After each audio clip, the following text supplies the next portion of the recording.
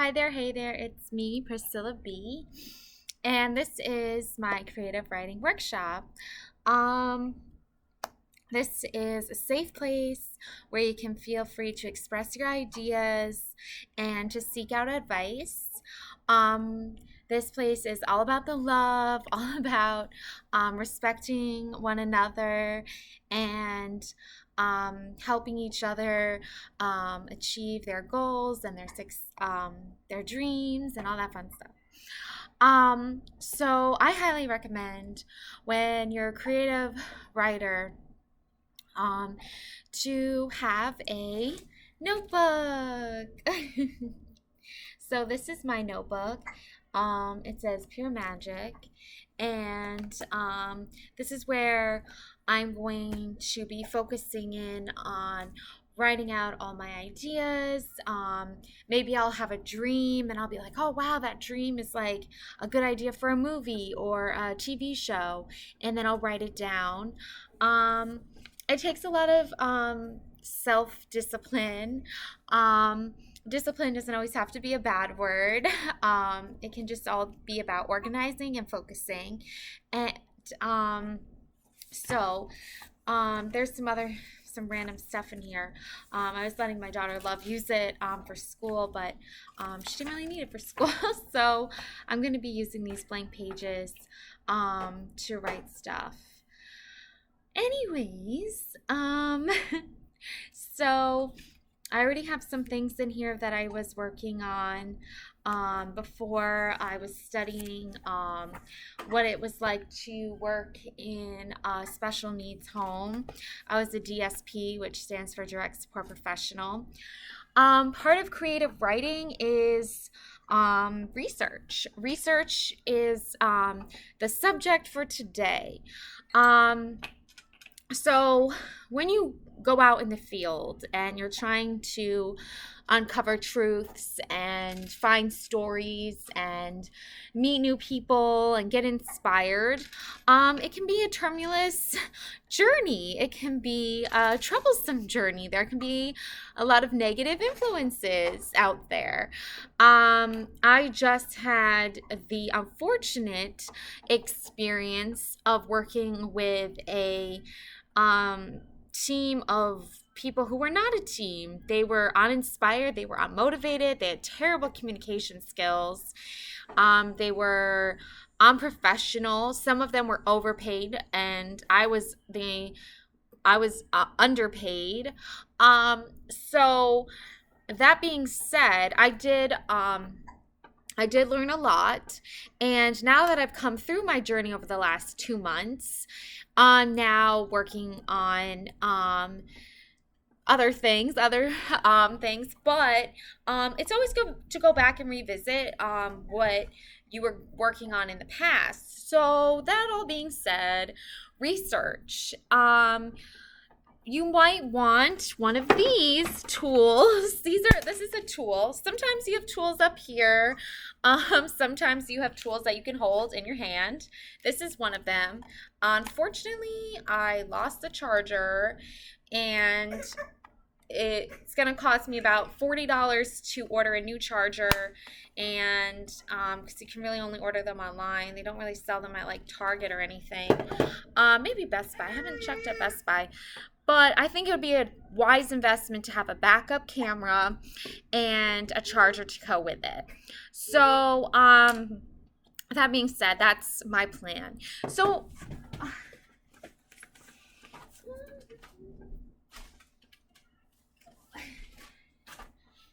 gotta get my little assistant here. This is my assistant, Angel. It's always good to have an assistant, and somebody who is very passionate. I cannot emphasize that enough. There will be people out there who are like, oh, that sounds cool. Let me get on board with that. Let me put my name on that.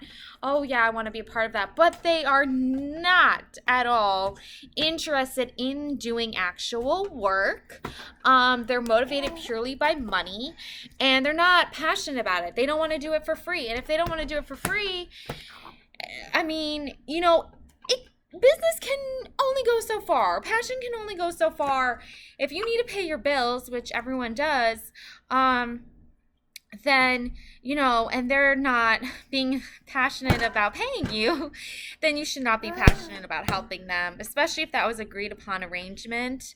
If that comes along with disrespect on top of not being paid, then just move along, and go to the next phase in life, because that phase is over and completed. Um, so, where research is concerned, you might want to have an assistant. If you have a friend, a family member, or maybe somebody you met online, put out an ad for somebody, a post for somebody. There's plenty of groups out there. That you can look for people who are working on the same types of things you are, that might be interested in helping you, maybe virtually. Virtual is a big thing these days, especially with COVID. So don't sell yourself short. There are plenty of options out there. So when it comes to the research and writing about the research, I'll read you a little thing that I have done. I'll show you, right? So this is just chicken scratch. This is like my random notes that I was taking. There's nothing, it's not very neat and organized and orderly, but this is just kind of like, I'll show you an example. So I can understand this. You may not be able to, but I can. So when it comes to having a team, you're going to want a system that everybody understands. When I was working at this business, they had their own special like Morse code for cooking pizza that made no sense at all. Instead of writing a large cheese pizza, you had to make all these like other letters that stand for cheese instead of a C or a P. And the symbol for large was like letters, and it made no sense at all. Even just talking about it makes my mind just like explode. But it was basically like a Morse code for pizza, making pizza. I'm like, there does not need to be a Morse code for making pizza in a restaurant. It's called large cheese pizza. There should be no abbreviations or whatever. Like, write it out. If you can think of an abbreviation that people would understand, for example,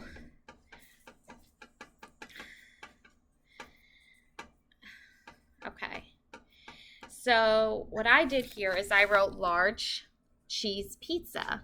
It's reversed because of my camera, but LG period could stand for large, for instance. So when you're doing research, it's important to remember key pointers. So for instance, I would write large cheese pizza as LG cheese pizza, large cheese pizza. But apparently just writing the letter C stood for cheese, but also TPC stood for cheese some reason. It's important to document this stuff and remember this stuff, because those are like gonna be key moving factors in your research. So you want to make a list of people's names, remember names, remember the place that the research is happening at. Remember small minor details go a long way when you're researching. So remembering what someone looked like, what they wore, how they had their hair, makeup, how they spoke, how they dressed, the setting, the costumes, all of those things play a part in research when it comes to writing. You want to have a title. So if let's say I was an undercover journalist, for example, and my job was to go into a restaurant that was not doing very well. It used to have a good reputation about 6 or 7 years ago, but as of late, it's not been doing so great. Okay, so I'm doing an undercover a story on a restaurant that's not doing so great. And I go in, I get a job as a waitress. I tell them, I've had years of experience in the food business, years of experience in business in general, two degrees, researched industrial psychology, life coaching, in reference to helping a company stay organized and efficient, and for all workers to stay motivated to come to work.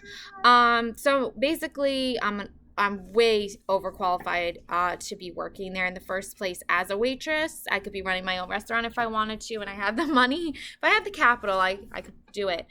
But I don't, okay? I'm an undercover journalist. I'm broke. I'm poor. I need a job as a waitress. I can bartend. I can hostess. I do know how to cook, probably better than the chefs there, but that's neither here nor there. So I'm hired, I'm put in on training. Training really usually means that you follow around the other waitresses that have been there longer than you, just to learn the lingo and to learn, who the regulars are, kind of just get adjusted to the whole place and the environment. Now, starting off, I see problem number one. Problem number one is that there's never any official meet and greet with the team. So instead of my boss being like, oh, hey, team, come together for a team meeting, team huddle. I just would like you guys to welcome aboard. We have a new team member. Her name is Priscilla. She's going to be helping with waitressing. She studied business. She has a long history of working in the food business. If you need any help with anything, ask her. She's going to be a great asset to our team. And she's going to be helping with waitressing, bartending, prepping, food prep, and cleaning, cooking, all the above, No, that was red flag number one. I like to look at when you go into a business, it's kind of like dating somebody new. There are going to be red flags. If there are, get out of there fast. The same applies when you go into a new work environment. So anyways, this is going to be a long video. Whatever. So yeah, anyways, there was no meeting the team, no welcome to the team, nothing like that at all. Red flag number one. Could tell it wasn't a very team-friendly environment. Red flag number two was just downright disrespect for my own personal well-being. I like to have my cell phone on me at all times, and because I have kids, and just it's a basic human right to be able to have your phone on you, especially if your title of your job is waitress. I understand if you're like doing heart surgery, you probably should not have your phone on you. But if you're a waitress at a restaurant, there's no need to tell someone they cannot have their phone on them. I understand if you don't want them on their phone using it at all times and not paying attention at work. But just as far as like having it on your person in your pocket or whatever, that should be perfectly fine and acceptable. There are special circumstances, like I said, the heart surgery, or you're on the set of a TV a studio or something like that, and they don't want it ringing or whatever. But I was told that I was not able to have my phone on me. There was no cell service there anyway, so it would have been completely ineffective. But still, it's just a very, it felt like, I got this weird feeling in the pit of my stomach, like, why are you telling me I can't have my phone on me? Like, that's a little much, especially for a small business, whatever. Anyways, moving on. That was red flag number two for me, just feeling kind of uncomfortable is the word I would use to describe it. Red flag number three, cockroach in food. If you ever seen episodes of Kitchen Nightmares with Chef Ramsay or 24 Hours and Back, 24 Hours to Hell and Back, you know what I'm talking about. Is straight out of one of those episodes. So that was red flag number three. I knew the restaurant didn't take its health code standards seriously. Broken light bulb, red flag number four. When I asked to fix it, my boss was like, oh, leave it. Red flag number 5. Red flag number 6, exposed wires hanging from moldy water damage, deteriorating ceilings. Red flag number 6. I mean, the list can go on and on. Moldy food, everything that's wrong with restaurants was happening there. And so I tried the best I could to clean up the place. I literally cleaned up the place. I was wiping the windows with Windex and paper towels, and I looked at my paper towel and there was black all over it. So this place was in desperate need of a remodel. So I emailed Chef Ramsay's team and asked him to please help this restaurant. I did not receive a response, but I think that's probably because they probably get like a million responses a day or very busy or whatever. But I did, do that for the company because they do need it desperately. And I introduced myself pretty much to everybody there. A lot of people there were very introverted, I guess would be the word to say. But you can be introverted or you can be an introverted person and you can still be very, very, very professional in the workplace. You can still learn how to practice social skills, but nobody was interested in doing any of that. And there was a dishwasher, an older man. He did not speak very much English, but even though he didn't speak very much English, he knew how to sexually harass the employees. He slapped one of the waitresses' asses in front of me. And I was like so taken aback by that. And the waitress, she just laughed. She thought it was hilarious. And I'm like, okay, you know what? It's her body. If she thinks it's funny and she doesn't care, that's her business. But that is very unprofessional, and I do not want to work in a place like that ever. He was harassing me multiple times, like coming up like this close to my face, trying to like flirt with me and things like that. Very, very, very disrespectful, sexual harassment, lawsuit, like waiting to happen. What else? There's just like basically it was just a nightmare. That place was a nightmare. And on top of it being a nightmare, I did not get paid fair wage. So that was another nightmare. So that's why I'm saying, like, when you're doing this research, make sure that you are remembering all of these facts and things like that. I did take pictures on my phone of things that I thought were just disgraceful for food, restaurant quality service.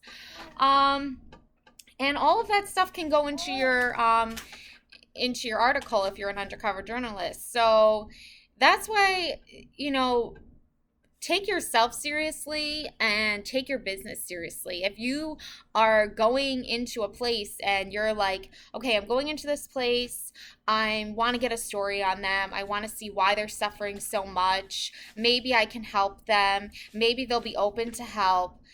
This place is not open to help. Okay, this place does not give up. Flying fuck. Okay, so that being said, make sure you get pictures. If you can record people talking to you, do that as well. I did not do that. That's very ballsy. But I just kind of like, I didn't really think of doing that too much because I was more focused on trying to get paid at the time. But again, like, there are all these things. Like, I'm not really an undercover journalist is what I'm saying. But, like, you never know who's coming into your business. It could be an undercover journalist. It could be a health inspector undercover. And it could be a food critic. Like, you never know who it is. Like, they're not going to just come out and say, oh, hey, I'm a food critic. No, they're going to go in and they're going to be just a regular person because they are a regular person, and they're going to order food. And if you treat them like shit, they're going to write about that in their article. And there other people read their stuff, like they are a food critic. They can go on Yelp and write a review, they can go on Google and write a review. Today in society, everybody's an undercover journalist, everybody's a food critic, because there are so many platforms on social media that they can use to tell their story, and they're going to tell their story. um there have been so many cases where I've just like been interested in going to places, and then I read a review and it's a terrible, terrible review, and I don't go. And that's because those reviews matter to me. There was this one place that I wanted to check out in New Paltz, a tarot reading shop, and I was reading a review on it, and a woman said that she was pregnant and she had been a customer with them multiple times, and she went in there just to use the bathroom and not to buy anything. She just happened to need to use the bathroom. She was about like 8 months pregnant, and I know what being 8 months pregnant feels like. You have to pee like every 5 seconds. So she walks in and she's like, "Hey, can I use the bathroom?" And they're like, "Sorry, for customers only." And she was a customer, like she was a returning customer, and she wasn't buying anything that day, but she still really needed to pee. And the fact that they mistreated her like that and just turned away a pregnant woman, like, they're not a family business. They don't care about pregnant women. They don't care about kids. They don't care about anyone. Like, they're just that's very disrespectful. That's very rude. That's very unprofessional. And they lost her as a customer. Not only that, but her sharing her story made them lose future customers, because I wanted to be a customer there and I refuse to go in there now because of how they treated her. So I think that it's very important in today's society for businesses to be aware, especially small businesses, to be aware that everybody is an undercover journalist. Everybody is a food critic these days. And that being said, be aware of that and make the proper changes so that your business can grow. So that's why today's lesson is about research. Do your research, document your research, take pictures, do recordings if you can, video recordings, voice recordings. Get it all out there, because you're saving somebody from food poisoning and dying. You're saving somebody from wasting their gas just driving to that place. And in this day and age, people will not go somewhere and waste their gas money and waste their energy and risk getting food poisoning if they read an article saying that this place is fucking disgusting and has cockroaches and flies and ants and dead animals in the wall. Because that's my story. But anyways, so that all being said, do your research, document everything, and that's what's going to make you a really great writer. And don't be afraid to step out of your comfort zone and try something new, as long as it's safe and appropriate. And be passionate about it as well. Like, you don't want to go into any place and just not give it your all. And if they're not paying you and they're not respecting you, they don't deserve your passion, and they don't deserve your energy, and they don't deserve your time. And that was my biggest pet peeve. That is my biggest pet peeve in business, is if that place doesn't care that you are putting in your energy and your time and your effort and your passion into something, then they don't deserve you. And if they don't acknowledge your talents and recognize your talents, and they don't want to use your talents to improve on their business and make them more successful, then they obviously don't respect themselves, and you shouldn't even bother wasting your time with them. So anyways, that was the lesson for today, is research and self-respect. Respect yourself and document it all, get it all, because the juicier it is all based on how much you have. If you have pictures, if you have videos, if you have recordings, then you're set. And that's going to make for a great, juicy, awesome, wonderful article, story, anything, you know? All right. Well, thanks for watching. Bye.